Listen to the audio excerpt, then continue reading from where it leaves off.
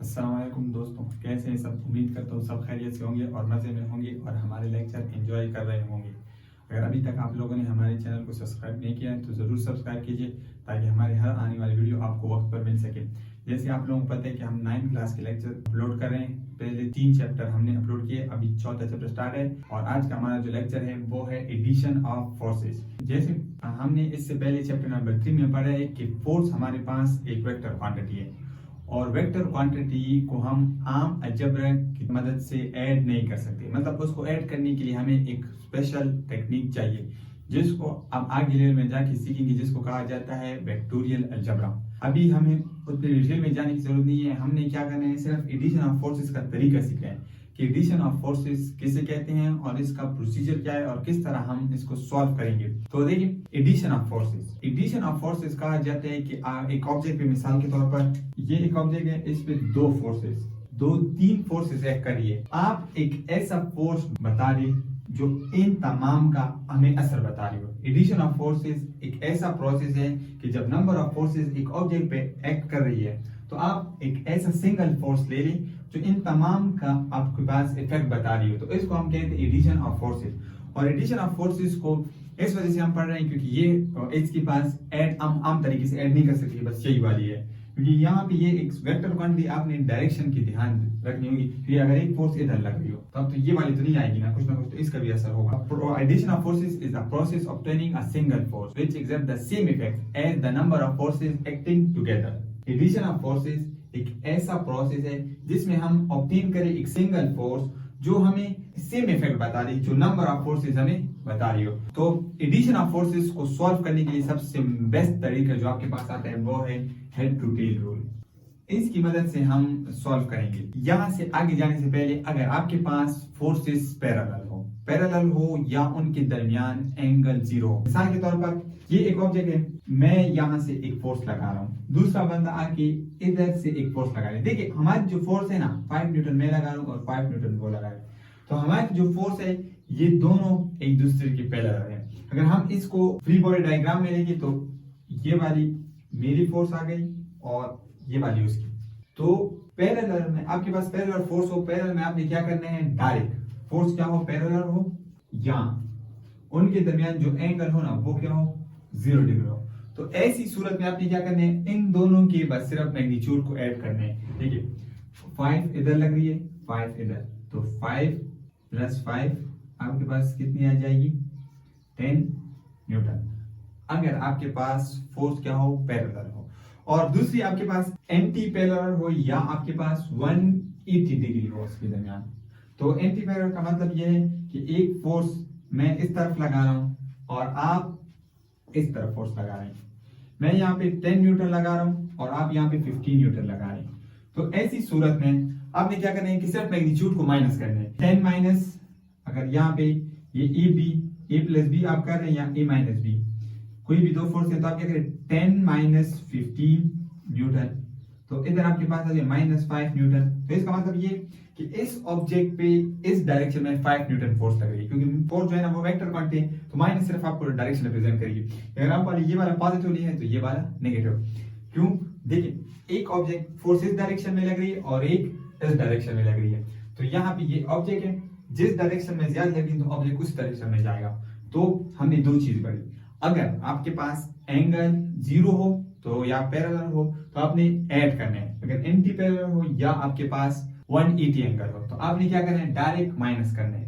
अब जरूरी तो नहीं है ना कि हर फोर्स हमारे पास 0 एंगल और 180 एंगल पे लगी, कुछ 90 भी लग सकती है और इसके अलावा कुछ और एंगल भी हो सकती है। तो उसके लिए हम head to tail rule use करेंगे। तो यहाँ पे मैं एक एग्जांपल ले लेता हूं, उसकी मदद से हम यहाँ पे इसको सॉल्व कर लेते हैं। मिसाल के तौर पर ये एक ऑब्जेक्ट है, यहाँ पे कोई बंदा इसको कुछ एंगल के साथ खींच रहे हैं। देखिए यहाँ पे इसकी एंगल बन रही है, ये एंगल बन रही है ना, लेकिन आप लोगों ने देखा कि जब आप इसको खींचते हैं तो ये आपकी तरफ उठता नहीं है, इसी तरफ आते हैं। तो अब ऐसी एंगल के साथ कुछ फोर्स लगेगी, तो उसको सॉल्व करने के लिए आपने हेड टू टेल रूल की मदद लेनी होगी। हेड टू टेल रूल क्या कहते हैं कि मिसाल के तौर पर आपके पास एक वेक्टर इस डायरेक्शन में लगा है और दूसरा 5 न्यूटन, ये वाला भी 5 न्यूटन है और ये वाला भी 5 न्यूटन है। तो इसको सॉल्व करने के लिए आपने कुछ चीजें करनी होगी, कुछ 2-3। एक तो आपने सेलेक्ट करने होगी स्केल।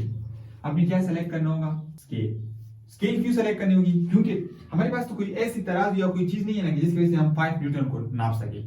तो आपने क्या करना है, स्केल आप अपनी मर्जी के मुताबिक जो भी लेना चाहते हैं आप ये लिखें कि 1 न्यूटन फोर्स बराबर है आपके पास 1 सेंटीमीटर के।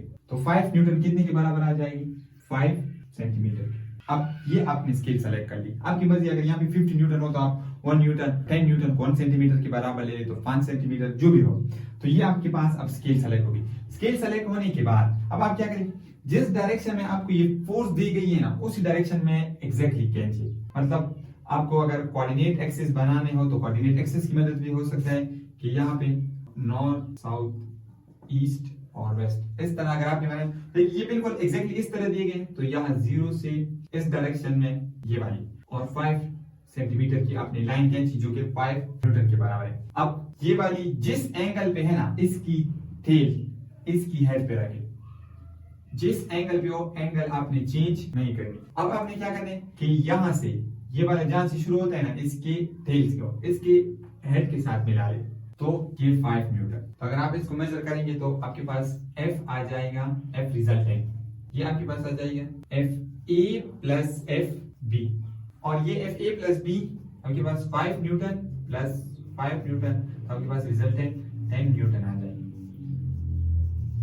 अच्छा लेकिन यहाँ पे कुछ मसला आ रहा है।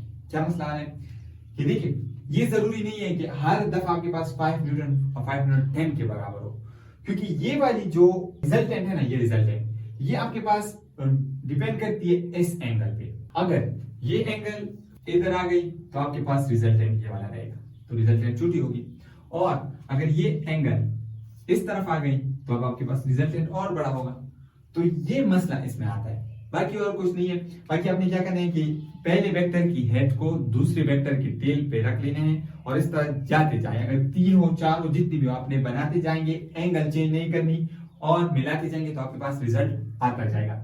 लेकिन मसला ये है कि इसको सॉल्व करने में हमारे पास कुछ मसले आ रहे थे। मसला ये आता है कि आपने एक तो हर दफा स्केल सेलेक्ट करनी होगी, दूसरे आपने हर दफा आपके पास स्केल और प्रोटेक्टर एंगल वगैरह के लिए मेजर करने के लिए वो सारी चीजें आपके पास मौजूद होनी चाहिए। तो डेली लाइफ में तो बंदे के पास ये चीजें नहीं होती ना, तो इस वजह से इससे फिर एक और टॉपिक आता है इसी चैप्टर में। इसके बाद अगले टॉपिक में हम पढ़ेंगे रिजोल्यूशन ऑफ फोर्सेस, जिसमें हम मैथमेटिकल स्टेटमेंट पे ज्यादा डिपेंड करते हैं। यहाँ पे आप जो है ना डायग्राम पे ज्यादा फोकस करेंगे।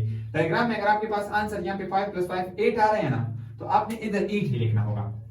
क्यों, क्योंकि इसके साथ तो डायरेक्शन होगी, ये वो डायरेक्शन पे डिपेंड करते हैं किस डायरेक्शन से लग रही है। तो आपने एंगल डायग्राम पे डिपेंड करने मैथ्स को फॉलो नहीं करी। तो इस देखिए 5 + 5 10 आता है, लेकिन यहाँ पे तो हमें 8 बता रही है। तो इसका और इसका मैथ्स के साथ थोड़ी सी क्लैशेस आई है। तो इस क्लैशेस को सॉल्व करने के लिए हमें कुछ और आगे चीजों की क्लैरिफाई की जरूरत होती है जो अगले टॉपिक में हमारी क्लियर हो जाएगी।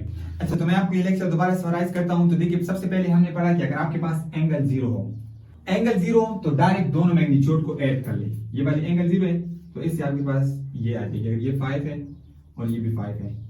और अगर एंगल 180 हो तो मतलब एक इस डायरेक्शन में और एक इस डायरेक्शन में, तो आप माइनस कर लीजिए, जो ज्यादा होगा उस तरफ आपके पास डायरेक्शन आ जाएगी। अगर ना 0 हो ना आपके पास 180 हो तो फिर आपने यूज करना होगा हेड टू टेल रूल। ये हमें क्या बताती है, हेड टू टेल रूल हमें ये बताती है कि अगर पहले वेक्टर जिस एंगल में आपके पास दिए गए उसी एंगल पे रखे, दूसरे वेक्टर की टेल इसकी हेड पे रखे और आगे जाए, डायरेक्शन को चेंज नहीं करनी। फिर अगर तीसरा हो तो तीसरा भी रखे। तो पहले वेक्टर की लास्ट में क्या करना है, पहले वेक्टर की आपने टेल को लास्ट वाले वेक्टर के साथ मिलाना है, जो आपके पास क्या कहलाता है, रिजल्टेंट वेक्टर कहलाता है।